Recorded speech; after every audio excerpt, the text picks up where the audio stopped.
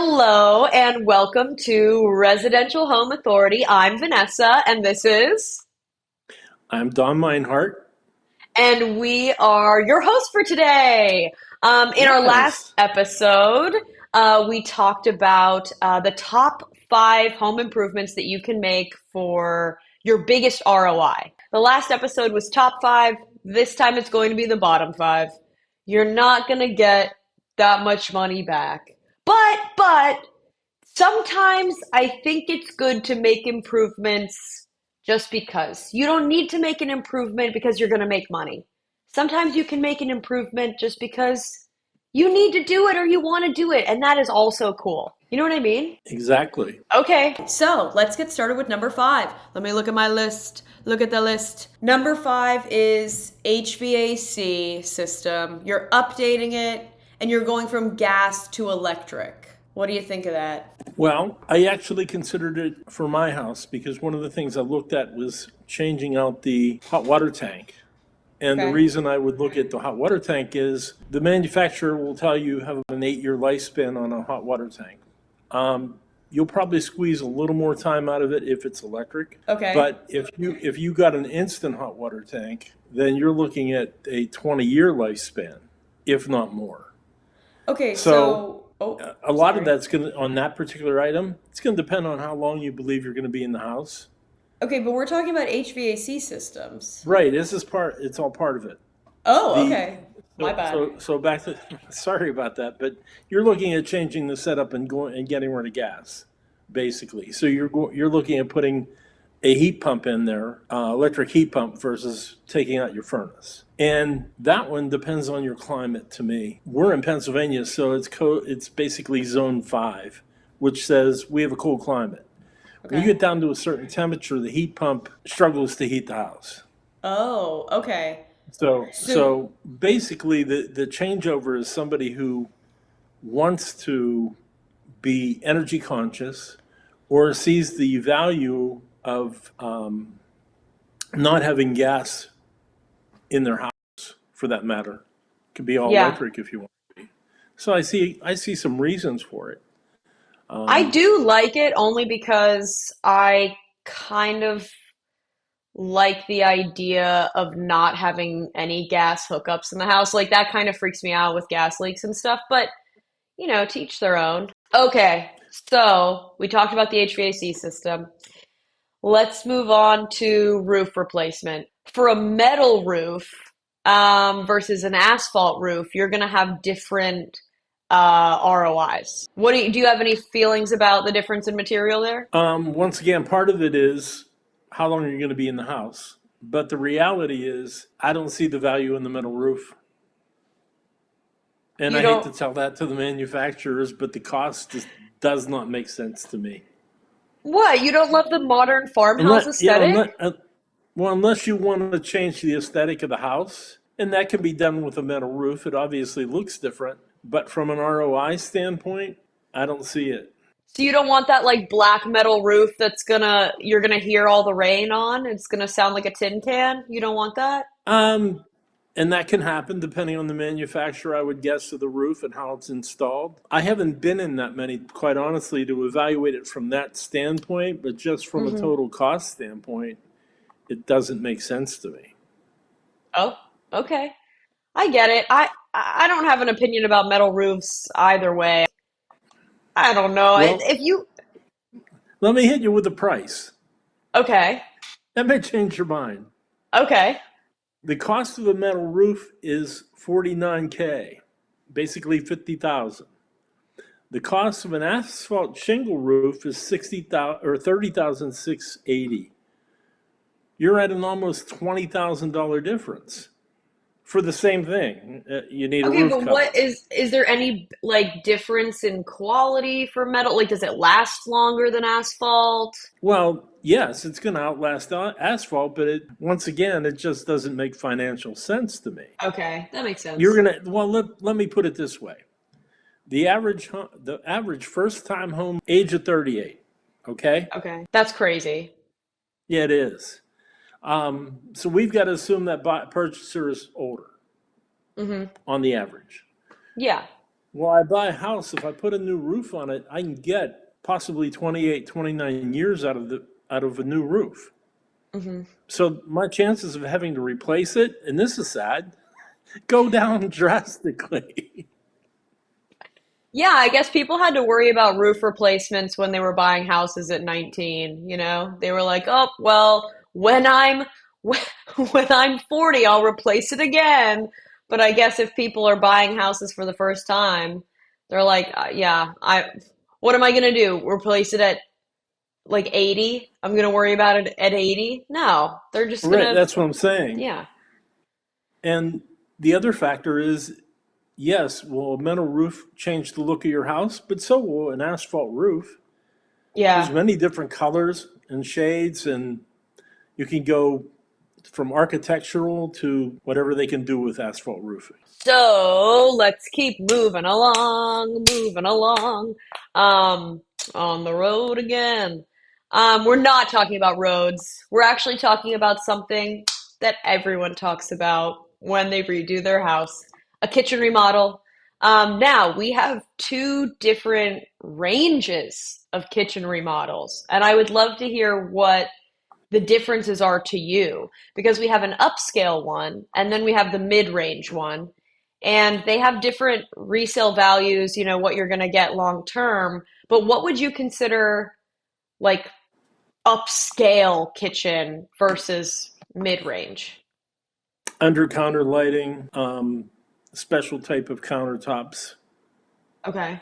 It could be granite or marble, but it's going to be, you can tell it's more expensive. Cabinetry with windows in it, Okay. maybe even lit up.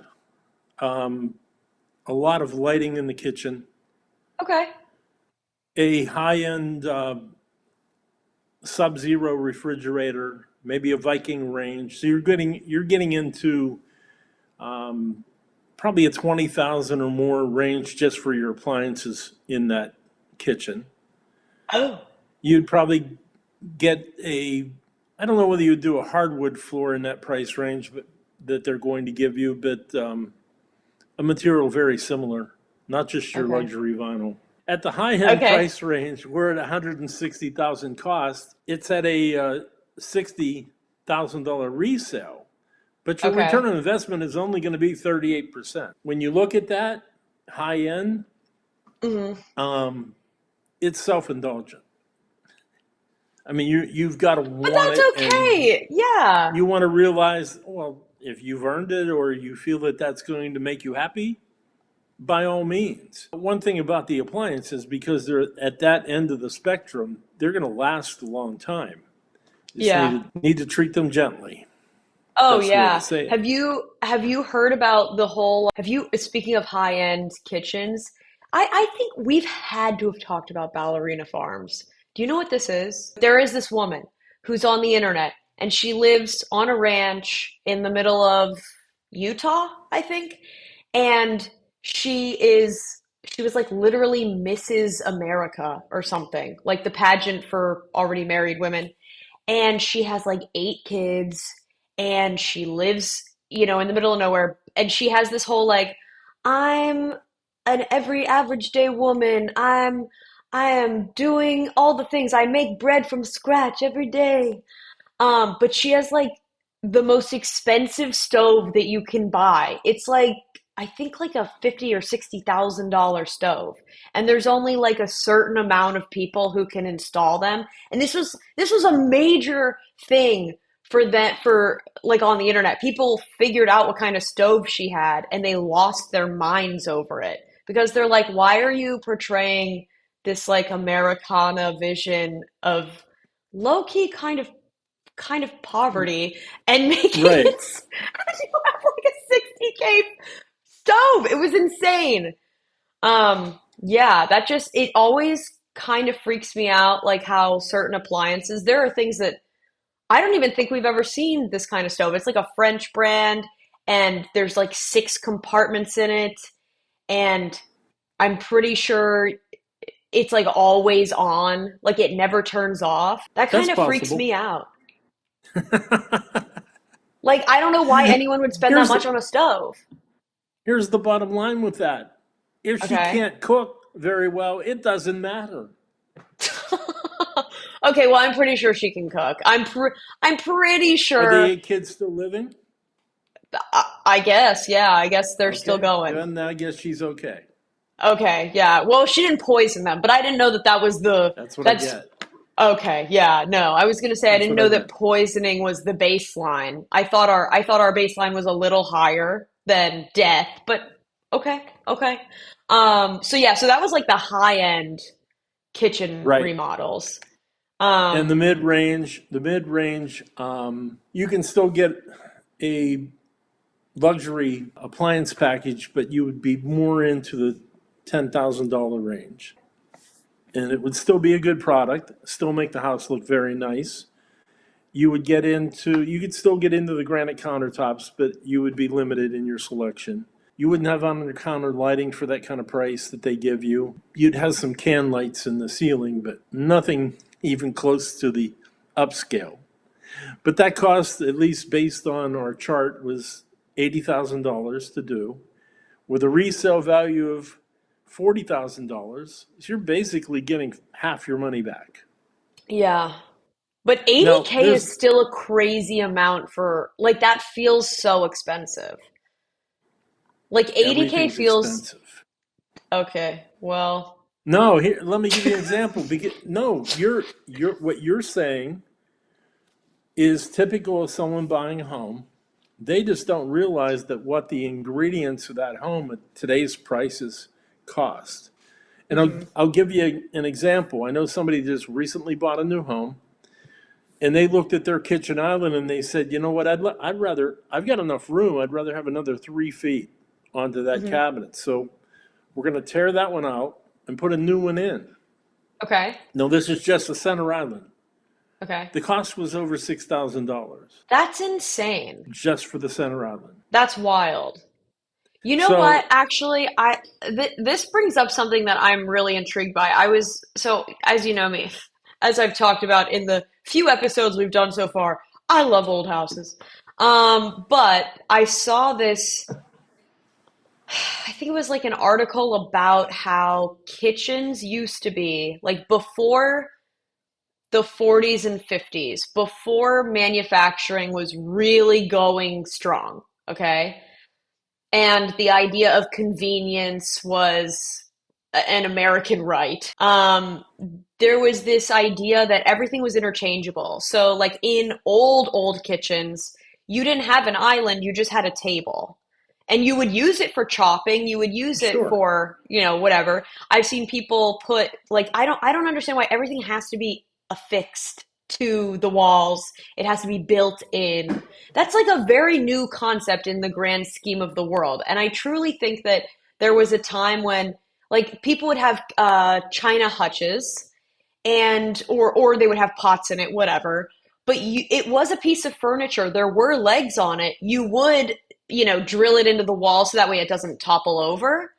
But you could very easily move it. Like you could just unscrew it from the wall and put it somewhere else. It's not like it was built in. You have to, because I feel like all of the kitchens nowadays, if you want to fix one thing, you want to move your sink. Or a sink's bad idea because, or a sink is a bad example of that because of the plumbing. Plumbing moving, you're always going to be expensive. But I'm trying to think of an example of this that isn't something as drastic as plumbing. But you could very easily kind of configure your kitchen depending on your needs on what was going on. And now it feels like you can't do that. Well, Everything is where it is. the big difference though is that we're into appliances now. For instance, I was in a new home today. Hmm.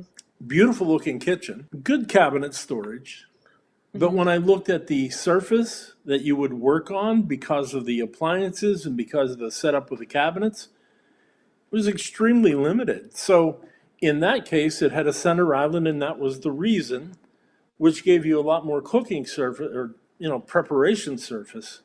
Yeah. And that's why the spawn of the islands. But the real when you say built-ins, if we weren't doing built-ins the way we were in the kitchens right now, because the cabinets, even at the prices that we're talking about, aren't necessarily custom made.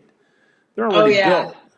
So yeah, you might be buying a high-end cabinet, but it's already been built. It just is set into your house, into the rest of the scheme of things. So yeah, I can't imagine the cost of some a kitchen actually being the cabinetry being custom made and put in place. High Okay, so we're end. not even talking about the Jeff Bezos kitchen. We're just talking about you have more money than the average Joe, and you want to make your house real nice, but you're not chopping down the cherry tree yourself, sort of thing. Or you moved into couple $1 million house. It had a really nice kitchen to begin with, but you don't like it.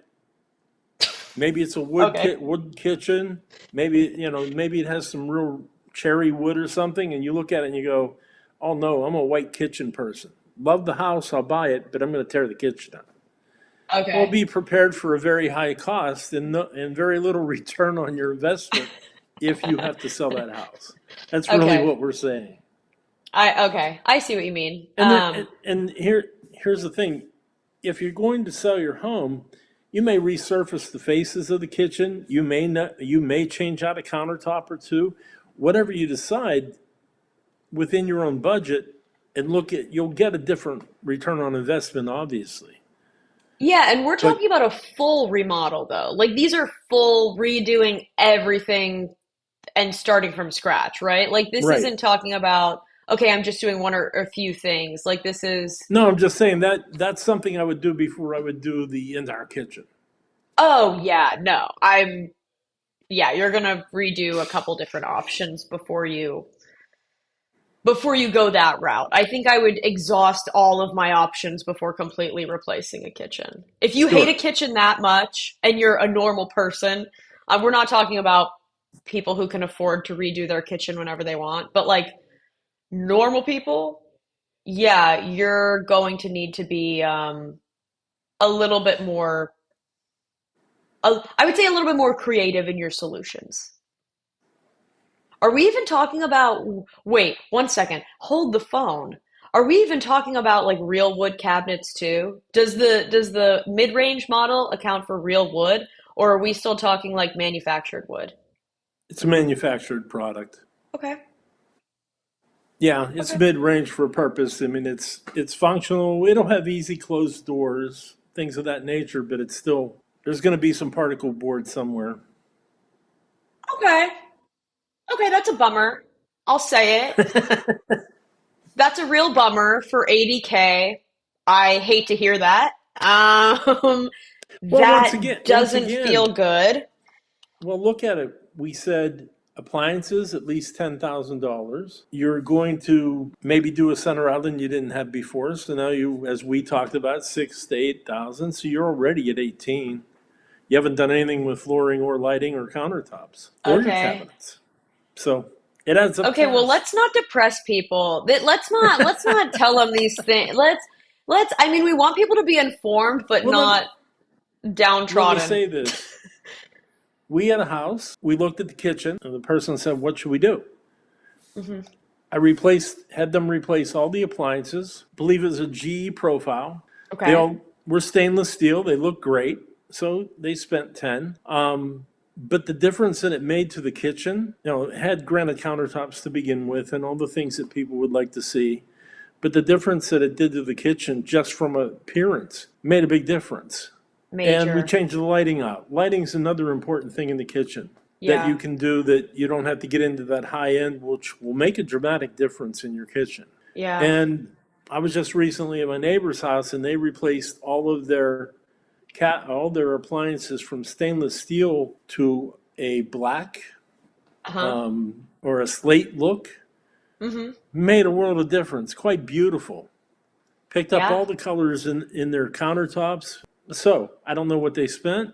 I'm not that nebby, but it dramatically changed the kitchen and brought it and really updated it. Best way to say it. I'm I'm like really happy that people are I do like stainless, so I don't want people to think that I'm just being a jerk or something, but No, I'm glad that people are not only losing it over stainless now.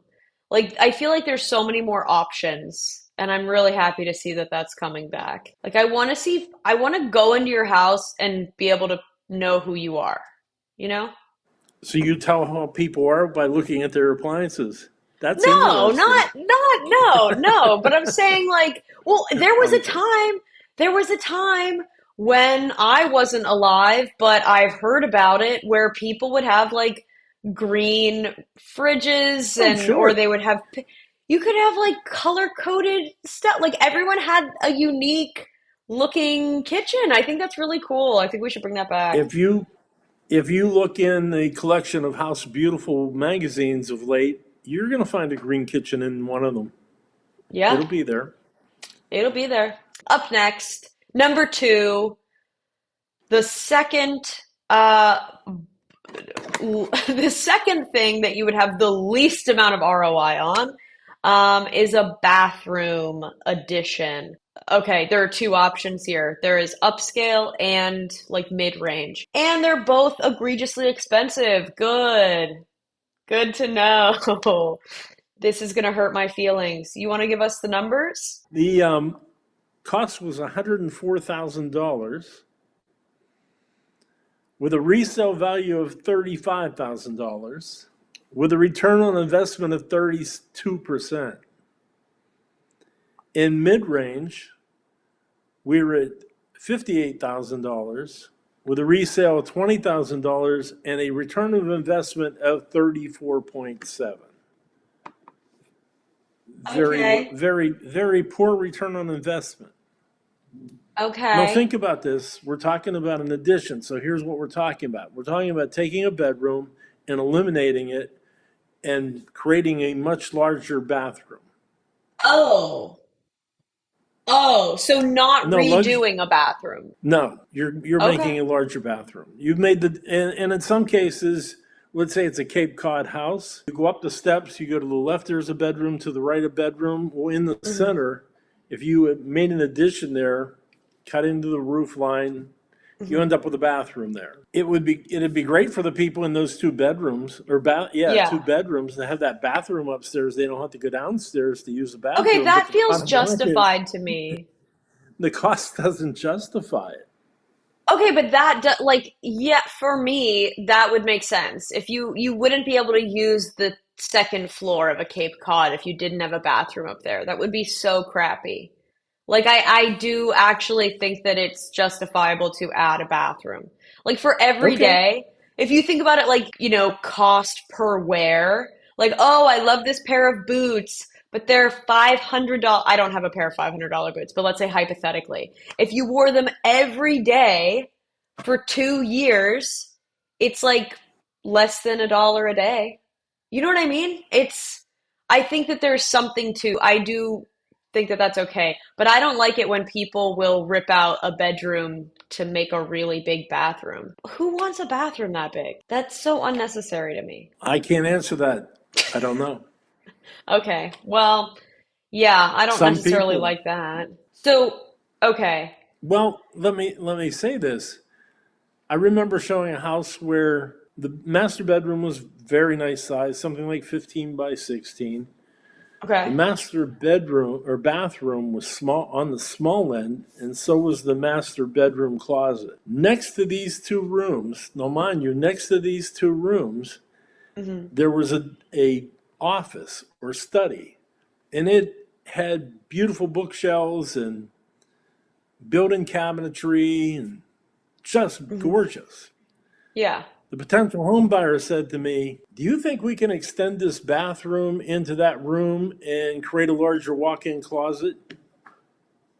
Wait, was I there for this one?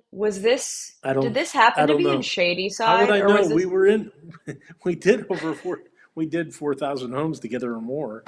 I So I don't know. know. I know, but I remember this was the house that we had to sign some NDAs about because of like people who owned it.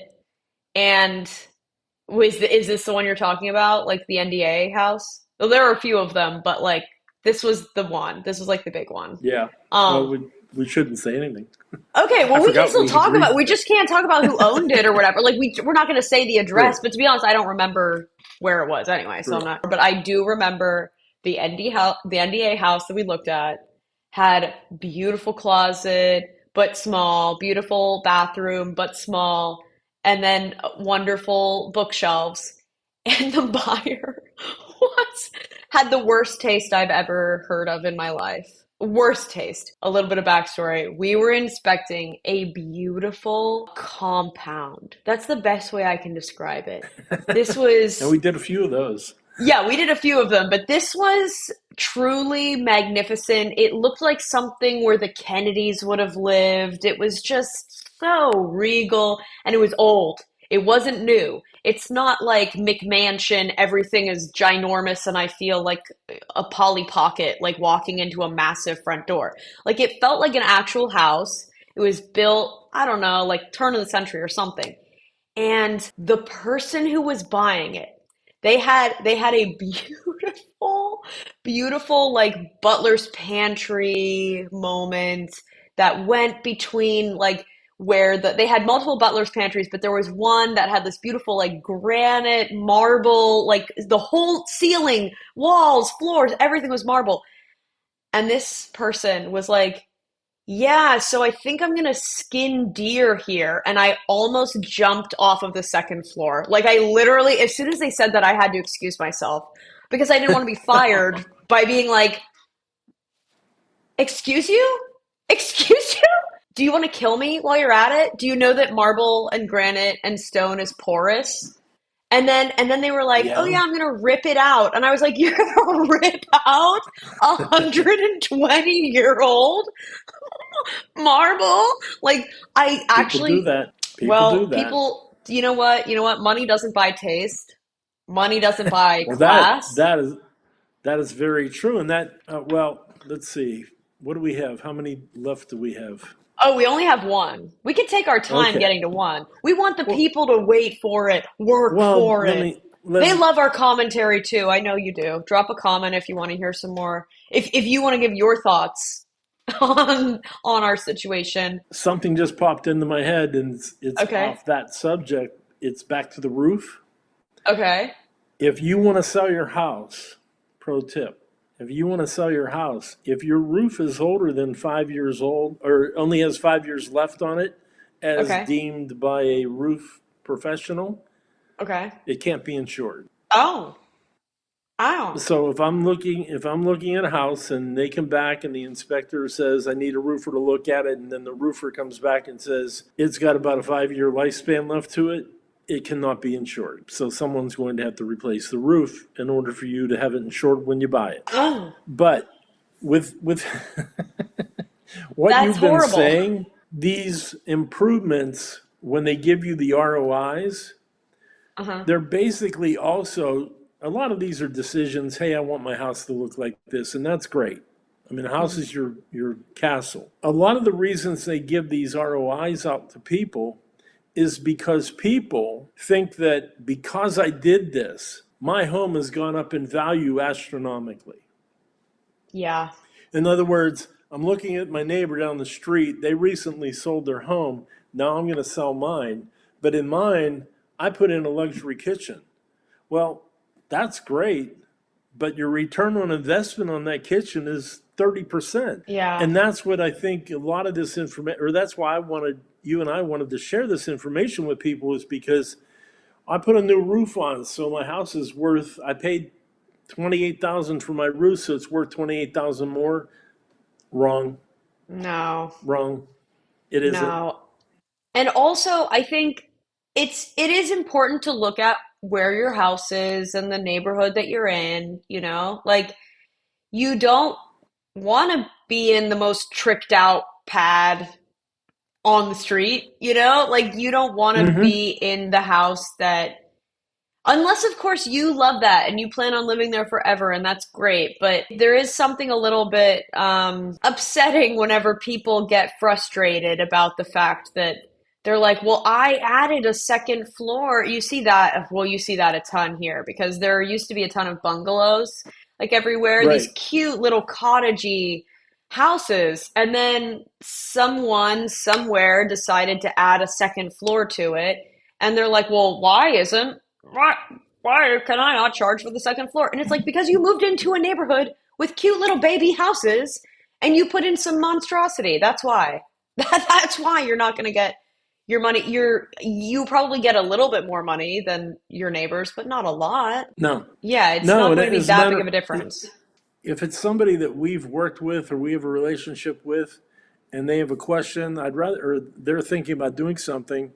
Quite honestly, I wish they would call me and say, "This is what we're going to do," and I can give them an idea of what they're going to get on the return. It's not a matter of saying, "Hey, don't do that." Yeah. It's really letting you know that if I do that, I may not get the money I want. And I can give you an example. We recently talked to somebody who said, "I'm going to change my bathroom.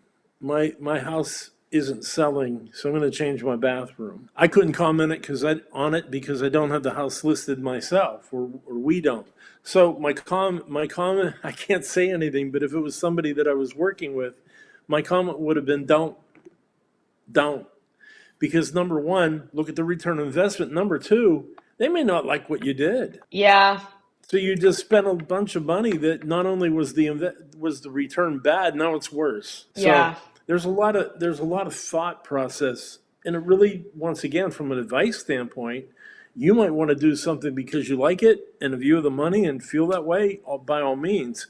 But this whole idea of the two podcasts we're doing is give people an idea of what is it really worth to another buyer. Yeah. And I think aesthetically, and I probably said this the last one too, but I don't think that any seller should make aesthetic choices for the new buyer. Functional choices, yes. If you're going to live in the house for a while, make aesthetic choices. I love to see personalization, customization, anything you can do to make it yours if you're going to live in it. But the idea of, oh, I'm going to redo it because this is what the kids are liking today. Please don't tell me that, Grandma Janine. Please don't.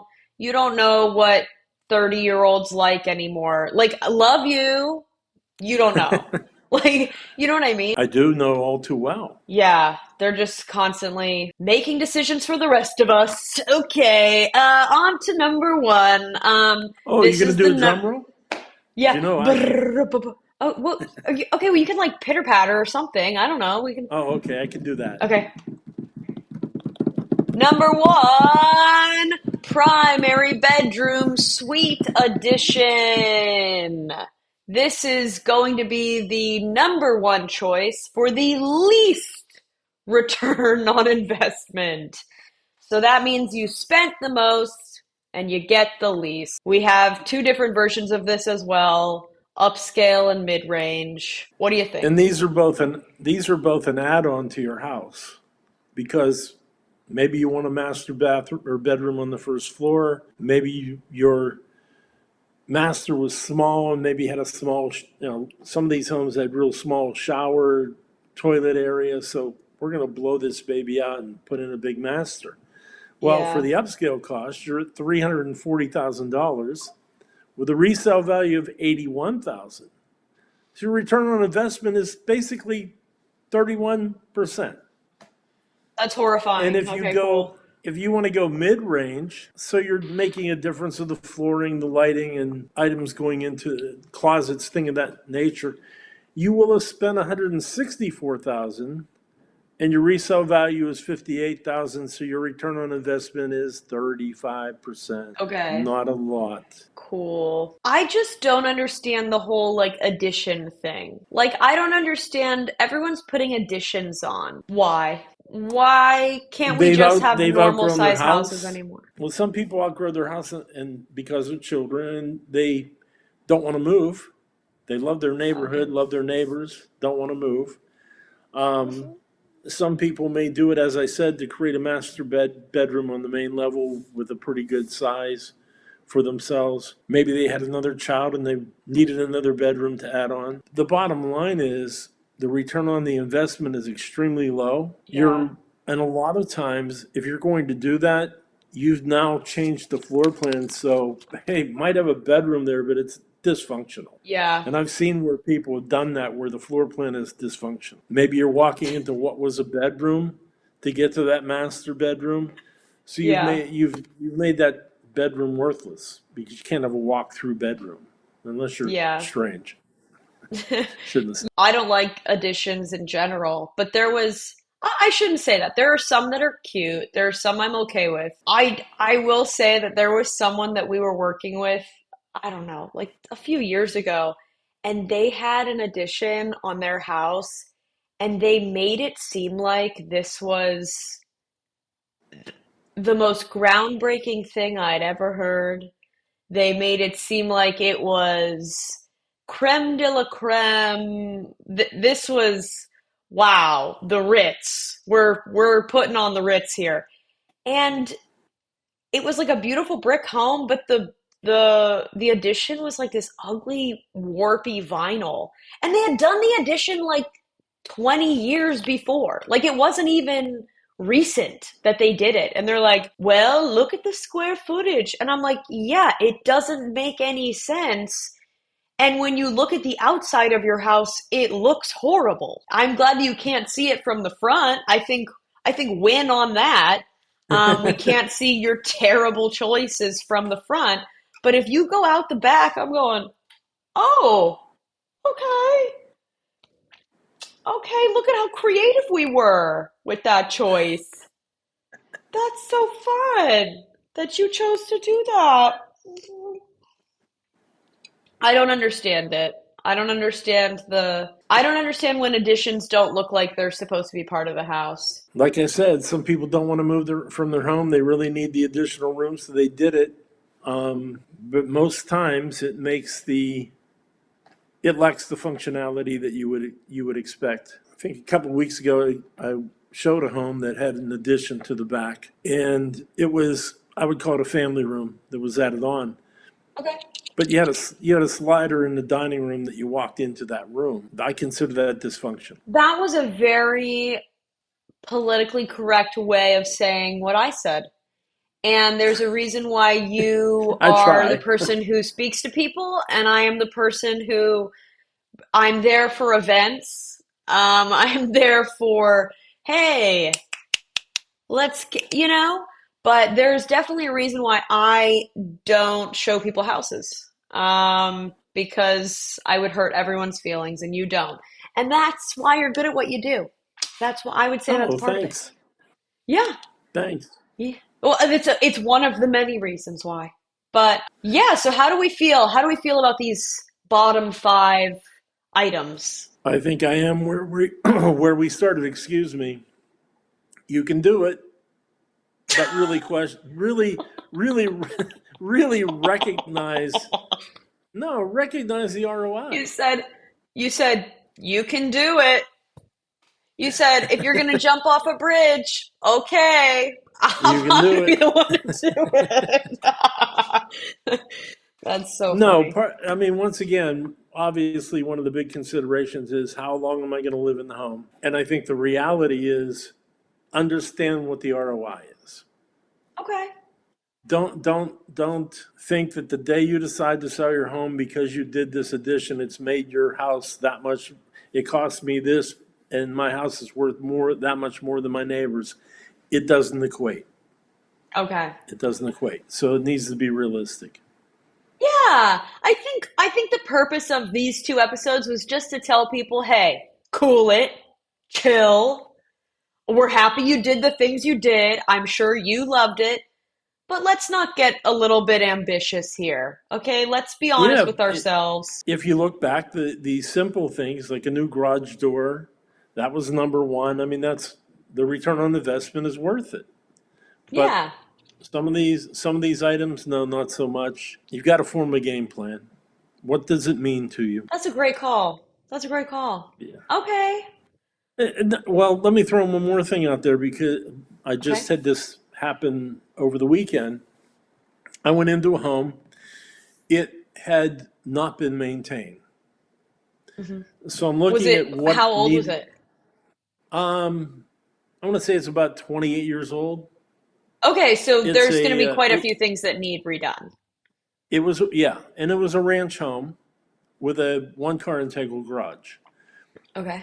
Here's the limitations of thought as soon as I was thinking of talking to them about what options they had, because it basically comes down to you're either going to sell something at retail or you're going to sell it at wholesale.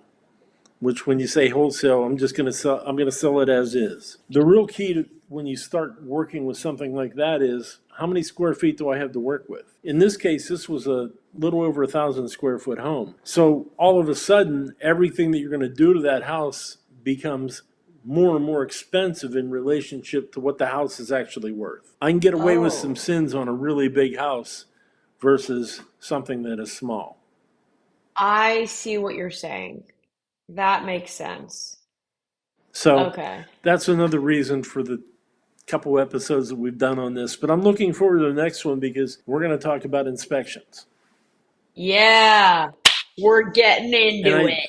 we're probably going to do a series of a few of those, since A, we did that together, but B, there's things that people should really think about. Oh, absolutely. No, this is going to be the first of many videos about inspections, podcasts, educating the public about what That's the they goal. need to know.